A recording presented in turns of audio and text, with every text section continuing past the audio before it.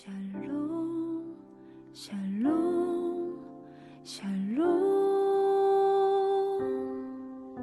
샬롬 샬롬 샬롬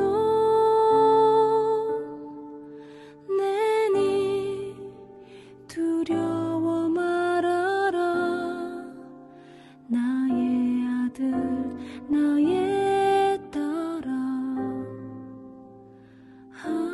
안심하라 샬롬 샬롬 샬롬 샬롬 샬롬 샬롬 나의 평안을 주노라 세상과는 다른 평안 두려워 마라 샬롬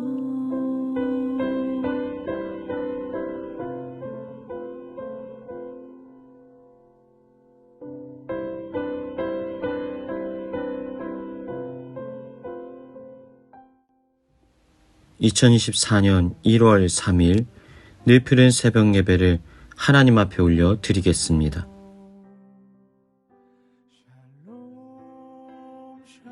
오늘 욥기 36장의 말씀을 가지고 하나님의 은혜를 나누도록 합니다. 사실 고난에 대해서 직면하는 것은 참으로 쉽지 않은 일입니다. 고난에 대한 것들. 우리의 인생에 있어서 좋은 날만 펼쳐지면 너무나 좋을 텐데 때때로 찾아오는 인생의 역경과 그 어려움들을 어떻게 우리가 이해하고 해석해야 되는가? 우리가 성숙한 그리스도인 고난의 시간들을 겪어서 많이 우리가 완숙해졌다고는 하지만 여전히 고난은 우리를 아프게 하고 힘겹게 만들 때가 참으로 많이 있지요. 그런데 이 욥기서는 이 성경 66권 중에 고난을 주제로 하고 있습니다. 고난받은 백성들이 어떠한 모습을 보이게 되는가? 그리고 고난을 어떻게 우리가 이해하고 받아들여야 하는가? 그리고 이 고난을 받은 이와 또 고난받은 이를 바라보고 있는 또 다른 동역자의 삶의 자리는 어떠해야 되는가를 우리가 진단할 수 있어요. 사실은 우리가 인생을 살아가다 보면 분명히 깨닫는 사실 하나는 우리가 욥이 되거나 아니면 우리가 욥의 새 친구가 될 때가 참으로 많이 있다라는 겁니다. 내가 고난을 받고 있거나 내가 고난에서 이제 벗어났으면 누군가가 고난을 받고 있는 것을 보게 되는 거예요. 그러면 우리는 이제 어떠한 삶을 살아가야 되는가? 우리가 때로는 이 욥의 새 친구들과 또 엘리후의 말을 타산지석 삼아서 이렇게 하는 것이 하나님이 원하시지 않는 것이구나. 고난을 당할 때 욥처럼 이렇게 이 반응하는 것이 합당하지는 않겠구나. 우리가 이것을 깨달아야 됩니다. 특별히 이제 욥기 36장의 말씀에 엘리후라는 사람이 등장해요. 욥의 새 친구들이 있었고 거기에 또 한 사람이 있었는데 그 사람의 이름이 바로 엘리후입니다. 이 엘리후라는 사람은 욥이나 이 새 친구들처럼 나이가 많은 사람이 아니고 좀 연소한 사람이에요. 이 젊은 사람이지만 이 지혜에 있는 말들을 하는 그런 어떤 지혜자로서의 역할을 하는 사람입니다. 그리고 또 하나님께서 임재하셔서 욥의 새 친구들을 꾸짖으실 때 엘리후에 대해서는 언급이 없는 것으로 보아 그가 틀린 말을 하지는 않았다라는 것을 우리가 조심스럽게 미루어 짐작할 수는 있어요. 그런데 그럼에도 불구하고 욥기에 있는 대부분의 주제가 뭐예요? 다 맞지도 않고 다 틀리지도 않다예요. 이 말이 분명히 상황 속으로 정황상은 맞는데 이것이 반대로 지금 이 때와 사람의 대상에게는 옳지 않은 말일 수가 있다는 겁니다. 예를 들면 이런 거죠. 때로는 우리가 누군가에게 힘내라는 말을 쉽게 할 수가 있어요. 누군가 힘들어요. 그럼 힘내세요. 힘을 내세요. 지치지 마세요. 응원할게요. 그런데요, 웬만큼 힘을 가진 사람들은요, 조금의 낙심을 가진 사람들은요, 어떻습니까? 힘이 나요. 누군가가 그래도 날 위로해 주니까 고마워. 근데 정말 그 고난과 어려움의 상황 가운데 빠져서 침륜에 빠져서 모든 힘을 잃어버린 사람이 힘내라는 말을 들으면 어떤 생각이 들어요? 지금 나는 견딜 수가 없는데 내 안에 지금 결핍이 일어나서 더 이상 힘을 낼 수가 없는데 도대체 어떻게 힘을 내란 말이야? 라고 스스로가 더 침륜에 빠지게 될 때가 있어요. 그래서 우리는 이러한 때와 장소와 상황에 따라서 사람의 형편에 따라서 지혜롭게 그 사람에게 말하고 그 사람에 대응할 수 있어야 돼요. 때로는 우리가 누군가에게 위로한다는 어설픈 말로 그 사람을 상처를 입힐 수가 있어요. 그래서 때로는 그냥 조용히 침묵할 때가 더 필요할 때가 있어요. 혹은 그 사람의 곁에 가만히 앉아서 그의 등을 가만히 쓰다듬는 것으로 그 모든 일이 일어날 때도 있어요. 또 누군가에게 음식을 먹여서 위로를 받게 할 때도 있어요. 마치 엘리야가 너무나 지쳤을 때 천사가 와서 야, 너 왜 이렇게 누워있어? 벌떡 일어나 라고 말하지 않고 떡과 그리고 물 통하여서 그를 먹이고 쓰다듬어 주었던 것처럼 말입니다. 자, 이 엘리후가 견딜 수 없는 그 마음의 분냄이 일어나는 거예요. 아니 이거 진짜 욥하고 새 친구들 보니까 이 말하고 논쟁하는 것들이 너무 가소롭고 하찮은 거예요. 자기의 그 젊은 혈기로 보니까 야 지금 이 사람들 신앙생활 하는 사람들 맞아? 그러면서 이제 자기의 소리를 내기 시작합니다. 이가 이렇게 말하는 거예요. 2절 보니까 나를 잠깐 용납하라. 내가 그대에게 보이리니 이는 내가 하나님을 위하여 아직도 할 말이 있음이라. 여러분 이 말은 굉장히 우리 믿는 자들에게 필요한 말이기도 해요. 하나님을 위하여 우리가 말을 하는 것. 여러분 우리 그리스도인들은 말씀을 전하고 하나님의 말씀을 대언하는 사람들이 되어야 됩니다. 근데 이것이 입술로만 하는 것이 아니라 우리의 행함과 진실됨으로 우리의 신앙의 모습을 증명해낼 수 있어야 돼요. 예레미야가 말하죠. 내가 하나님의 말씀을 대언하지 않겠다고 하면 내 마음이 불붙는 것 같고 골수에 사무치니 답답하여 견딜 수가 없나이다. 여러분 우리 믿는 자들은요. 이 복음에 대해서 하나님의 말씀에 대해서 어떻게 해야 돼요? 가슴에 뜨거움이 있어야 돼요. 자신이 믿는 하나님, 나를 구원하신 예수 그리스도 그 은혜와 깊이의 그 감격으로 인하여서 찬양하고 하나님께 영광 돌리고 복음을 전하는 삶을 살아갈 수 있어야 한다는 거예요. 우리가 맛있는 음식을 먹잖아요. 이 베를린에 새로운 식당이 생겼는데 가격도 너무나 싸고 정말 좋은 식당에서 요리를 하는 그 요리사의 손맛이 나오는 거예요. 그러면요. 누가 시키지 않아도 누가 나에게 돈을 주지 않아도요. 사람들 만나면서 얘기합니다. 야, 그 식당 한번 가봐. 그 식당 너무너무 맛있어. 거기 안 가보면 후회해. 여러분 우리가 신앙생활도 이와 마찬가지 아닙니까? 하나님을 만났다면 하나님을 온전히 경험했다면 하나님의 그 은혜 가운데 흠뻑 적셔들었다면 우리는 뭘 해야 돼요? 하나님을 찬양하고 하나님을 선언해야 되는 거예요. 여러분 그렇게 되는 순간부터 하나님은 나의 삶을 다스려 주실 수밖에 없는 거예요. 내가 가만히 보니까 너가 나를 찬양해? 네가 나를 경배해? 나의 이름을 전해? 야, 그럼 내가 너를 돌보아 주지 않을 수가 없겠구나. 왜요? 믿지 않는 사람들이 나를 바라볼 땐 어때요? 저 사람 믿는 사람이니까 믿는 사람은 뭐가 좀 다를지도 몰라. 그러한 시선으로 그 삶을 바라보기 때문에 하나님의 전도의 도구로 우리를 쓰기 위해서 이런 역사를 일으키실 때가 있다라는 거예요. 그래서 성경에 보면 이런 말이 나오잖아요. 너희는 먼저 그의 나라와 그의 의를 구하라. 그럼 이 모든 것을 너에게 더하시리라. 여러분 어떻게 이런 일이 일어나요? 간단한 일입니다. 내가 하나님 앞에 나를 던지는 거예요. 하나님 안으로 내가 퐁당 빠져드는 거예요. 그럼 어떤 일이 벌어져요? 내가 하나님의 소유가 됐기 때문에 하나님의 것이 되었기 때문에 주님은 하나님의 소유를 그냥 내버려 주실 수가 없이 돌보아 주시는 거예요. 지금 이런 개념인 겁니다. 너희는 먼저 그의 나라와 그의 의를 구하라. 이 모든 것을 내가 더하시리라. 이해가 안 됩니다. 설명이 안 됩니다. 근데 설명이 돼요. 내가 스스로가 하나님께 들어가는 거예요. 하나님의 소유물이 되어지는 거예요. 그러면 그 소유물된 당신의 백성을 하나님은 가만히 내버려 두실 수가 없는 거예요.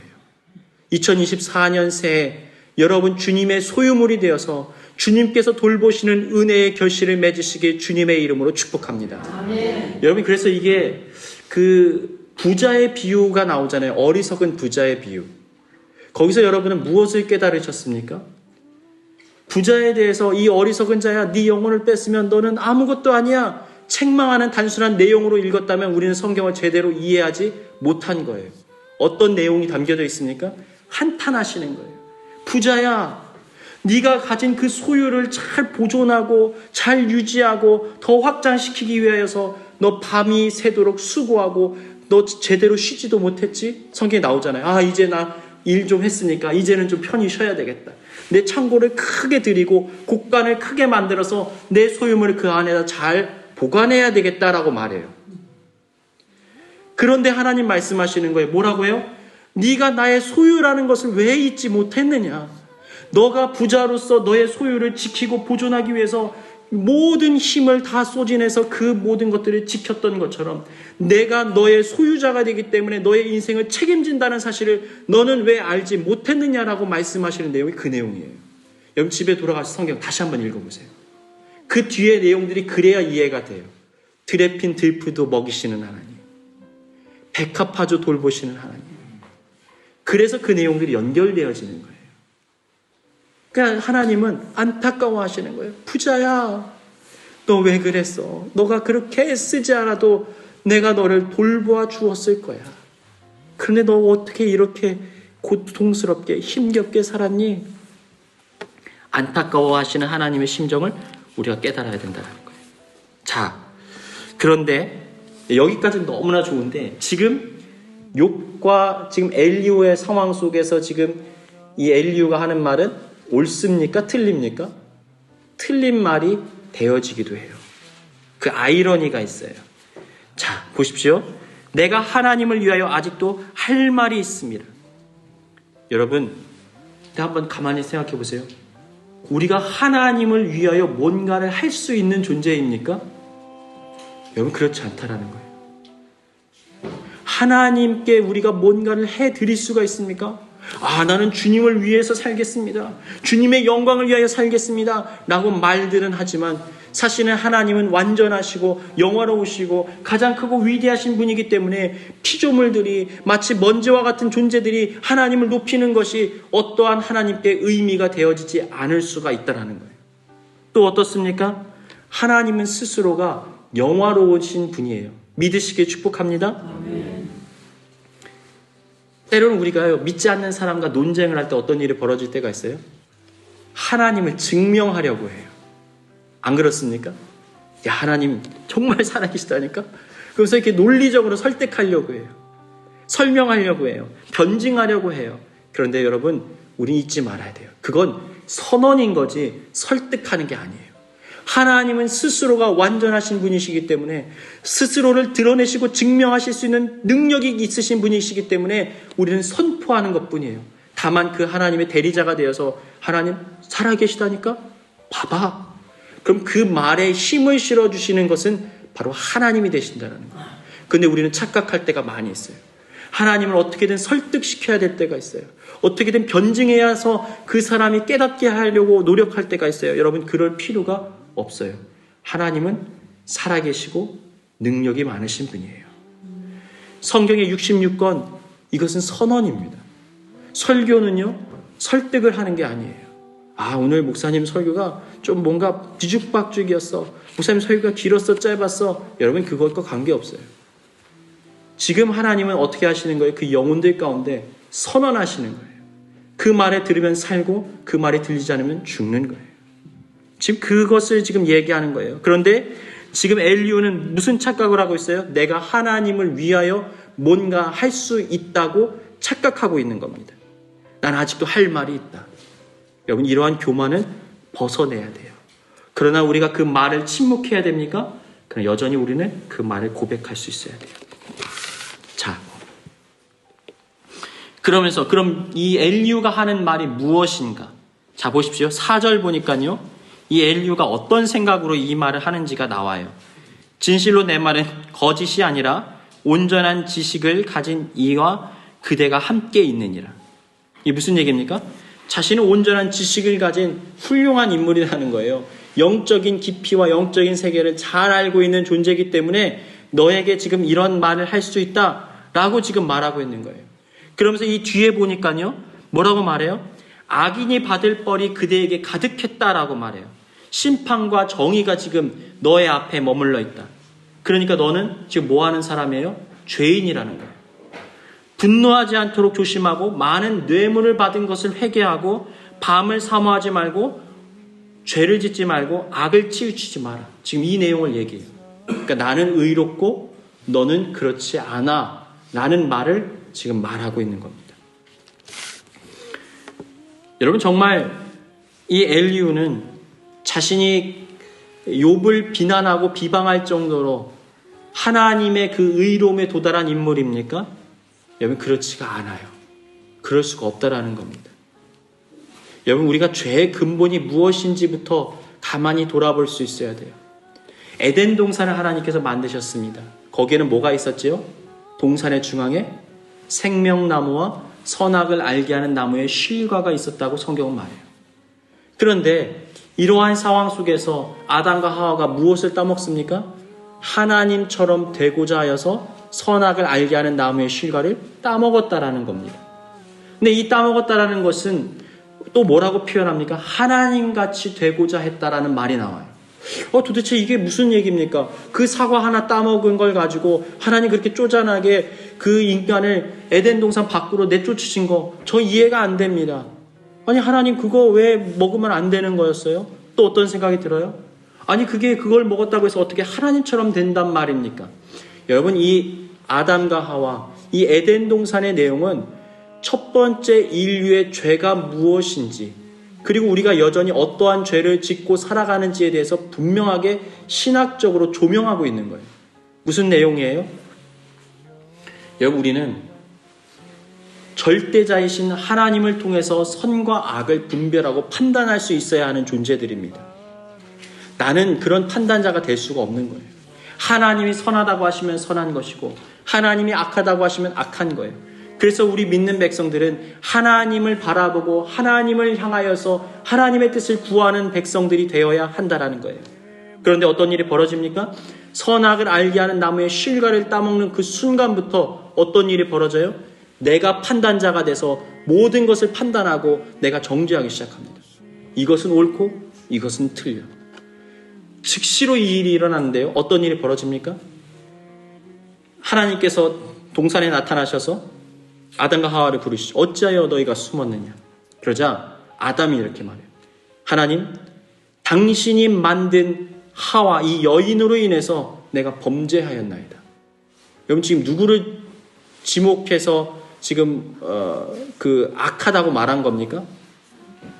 하와에 대해서 자신의 한 몸 같다라고 했던, 여러분, 최초의 그 가장 아름다운 사랑의 고백이 뭐예요? 이는 내 살 중에 살이요 뼈 중에 뼈이다. 그러니까 나와 당신은 끊을 수가 없는 존재예요 라고 말했지만, 죄가 들어오고 선악을 알게 하는 나무의 씨가를 따먹는 순간부터 자신의 가장 사랑하는 사람을 비방하고 평가하기 시작한 거예요. 이 사람이 잘못했습니다. 그리고 자신은 쓱 빠져버려요. 더 깊이 묵상해 볼까요? 당신이 지은 하와가, 그럼 누구를 향해서 원망하는 거예요? 하나님조차도 지금 원망하고 있는 거예요. 여러분, 우리가 신앙생활 하는 데 있어서 큰 죄를 저지르는 것 중에 하나, 이 죄의 삭세의 결과물들이 뭡니까? 내가 스스로가 하나님에 대해서 모든 것을 평가하기 시작하는 거예요. 포스트 모더니즘 사회라고 말들을 하지만 모두가 다 옳고 그 자신이 신이 되어서 옳고 그름을 판단할 수 있다고 하지만 사실은 이것은 죄의 결과물이고 잘못된 행실이라는 거예요. 교회 안에서도 이러한 모습들을 경계할 수 있어야 됩니다. 가정 안에서도 이러한 행실들을 우리가 조심해야 돼요. 내가 바라볼 때 너는 틀렸어, 너는 잘못된 거야, 너는 문제가 있어 라고 말하는 순간 우리는 자가당착의 오류에 빠지고 마는 것입니다. 사랑하는 여러분, 그렇다면 우리는 어떻게 이 죄의 문제로부터 자유로워질 수가 있습니까? 이것을 따먹는 것을 멈춰야 돼요. 내려놔야 돼요. 먹지 말아야 돼요. 그리고 하나님께 그 뜻을 여쭈어야 돼요. 하나님, 도대체 이 상황 속에서 내가 무엇을 하기를 원하십니까? 지금 이러한 상황 속에서 내가 너무나 황당하고 기가 막힌 일이 펼쳐졌지만 하나님께서 나에게 원하시는 그 뜻이 무엇인지 나는 알기를 원합니다. 라고 질문하는 거예요. 여러분, 다윗이 왜 하나님의 마음에 합한 자였습니까? 그렇게 죄를 짓고 그렇게 큰 문제를 일으켰던 다윗이 나중에 하나님이 보니까 하나님의 마음에 합한 자라는 거예요. 하나님, 이건 말도 안 되는 일이에요. 사람을 살해했던, 그리고 바람을 폈던 이 끔찍한 이 다윗이라는 한 인물을 어떻게 하나님이 이렇게 높이 평가하십니까? 근데 다윗의 삶을 쭉 돌아보면 어떻습니까? 하나님께 뜻을 여쭤요. 죄를 짓고도 다시 하나님께 돌이켜서 하나님 범죄했습니다. 용서해 주세요. 불쌍히 여겨 주세요. 스스로를 정죄하지 않아요. 여러분, 우리가 로마서 4장의 말씀을 보면요, 이런 내용이 등장해요. 다윗이 말한 바 허물이 사함을 받고 죄가 가리워짐을 받는 자는 복이 있다. 이 말이 등장합니다. 이것을 인용해서 사도 바울이 다시 한번 고백해요. 허물이 사함 받고 죄가 가리워짐을 받는 자는 복되다. 이것이 무슨 뜻일까요? 다 죄를 지었는데 하나님이 덮어주셨다. 지금 다윗이 지금 우리아의 아내였던 밧세바를 범한 걸 하나님이 덮어주신 거야. 여러분, 그게 아니에요. 다윗은요, 철저하게 고난의 때도 지나가 보고요, 가장 번영했던 때도 지나갔던 인물이에요. 그러다 보니까 자신의 인간적인 한계와 연약함을 너무나 잘 알고 있어요. 문제의 상황 가운데 놓여지면 언제든지 죄를 지을 수밖에 없는 것이 자신이라는 사실을 너무나 명확하게 깨달아버린 거예요. 어떠한 누군가를 미워할 수밖에 없는 상황 가운데 처해지면 그 사람을 죽이고 싶은 욕망으로 가득 차 있는 인간의 민낯을 고스란히 보게 된 거예요. 그래서 누군가를 평가하거나 정죄할 수가 없게 된 거예요. 내가 죄인이기 때문에. 다만 하나님이 어떻게 하신다고요? 허물을 사하시고 죄를 덮는 거예요. 이건 무슨 얘기냐면, 그런 문제의 자리에 내가 가지 않아서 나의 그 더러운 죄의 찌꺼기들이 겉으로 드러나지 않도록 하셨다라는 것을 말하는 거예요. 여러분, 그러니까 우리는 뭐예요? 다 죄인이라는 얘기예요. 이것을 우리가 인정할 때 우리는 하나님의 은혜를 누릴 수가 있어요. 죄의 삭은 사망이라고 얘기했어요. 모든 사람이 죄를 범하였음에 하나님의 영광에 이르지 못하더니. 그러니까 우리는 누구라도 죄를 지을 수밖에 없는 그러한 모습으로 삶을 살아간다는 거예요. 여러분, 성경 66권을 보세요. 누군가가 이렇게 말할 수 있어요. 목사님은 이 성경 속의 인물 중에 누구를 가장 좋아하고 모델로 삼으십니까? 이 말이 굉장히 저한테 부담으로 다가오더라고요. 내가 성경을 잘 못 읽었나? 왜 아무리 이렇게 성경을 찾아봐도 왜 이 성경 속에서 내가 이렇게 닮고 싶다라는 인물이 나오질 않지? 그래서 다시 읽기 시작했어요. 열심히 성경을 읽었는데 그럼에도 불구하고 답이 나오질 않아요. 왜요? 성경은 66권 모두에 인간의 실패의 역사를 담고 있기 때문입니다. 그리고 그 실패의 역사 끝에 하나님의 은혜의 역사, 승리의 역사가 담겨져 있어요. 그러면 우리는 실패하고 넘어질 수밖에 없고, 하나님은 승리와 영광의 자리로 우리를 인도하신다는 것을 우리는 확실히 알아야 한다는 것입니다. 근데 이 과정 속에서 우리가 놓치지 말아야 되는 중요한 한 가지가 있어요. 나 스스로를 내가 스스로 정죄하면 안 돼요. 하나님이 선하다고 한 것은, 하나님이 의롭다는 것은 의로운 것으로 받아들여야 돼요. 여러분, 우리가 대표적인 두 사람이 있어요. 한 사람은 가룟 유다가 있습니다. 또 한 사람은 베드로가 있어요. 여러분, 이 두 사람의 모습을 볼 때 누가 더 의로운 사람입니까? 사실은 가룟 유다 아닙니까? 왜냐하면 이 가룟 유다는요, 예수님을 팔고 난 이후에 자신의 양심에 찔림이 있어서 스스로가 자신을 정죄해서 죽게 됩니다. 목숨을 끊어버려요. 인간적으로 따져보면 그 사람은 괜찮은 사람이에요. 양심도 있는 거예요.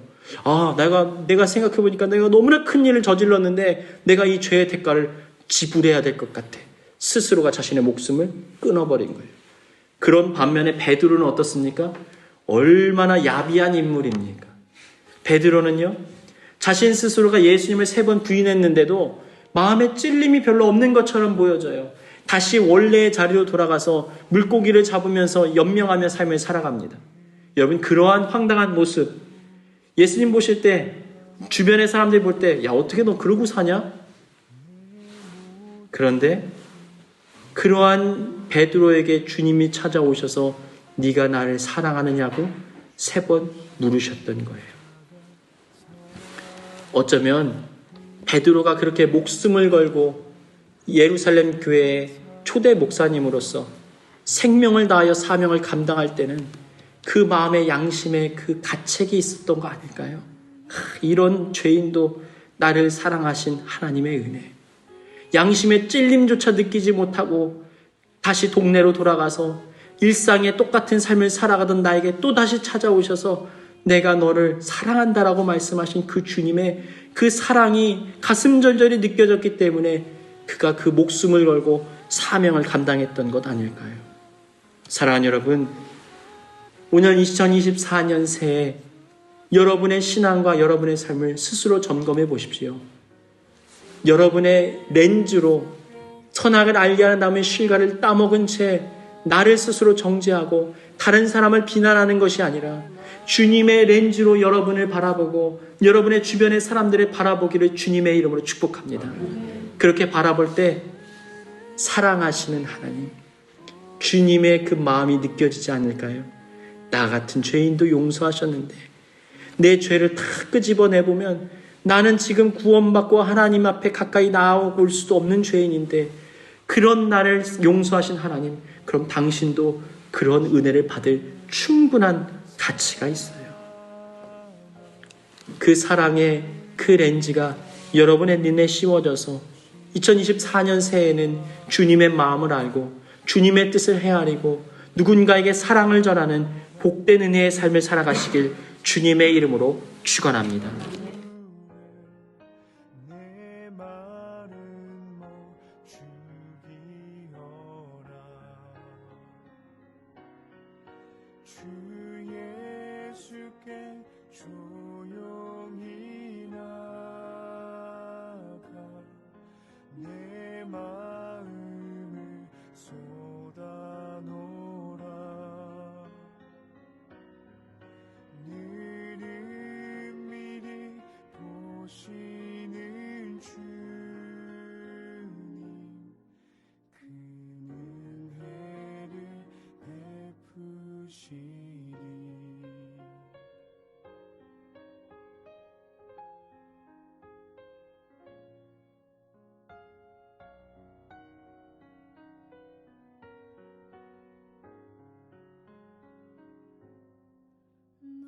주님과 사귀어 살면 새 생명이 넘치리라. 주 예수를 찾는 이 앞에 참 밝은 빛 비추어라. 주 예수께 조용히 나가 내 마음을 쏟아놓으라. 늘 은밀히 보시는 주님,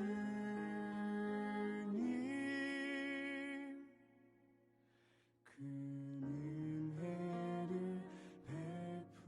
베푸시리. 그 은혜를 베푸시리.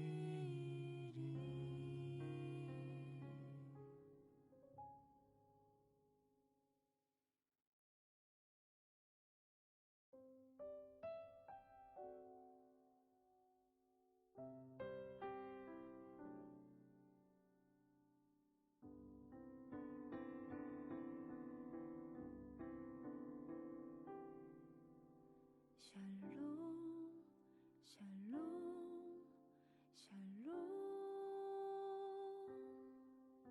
샬롬 샬롬 샬롬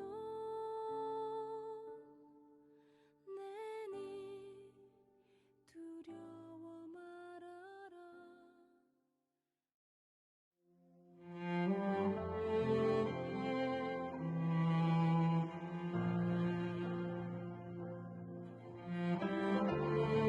교회에 주신 공동의 기도 제목을 가지고 다 같이 기도합니다.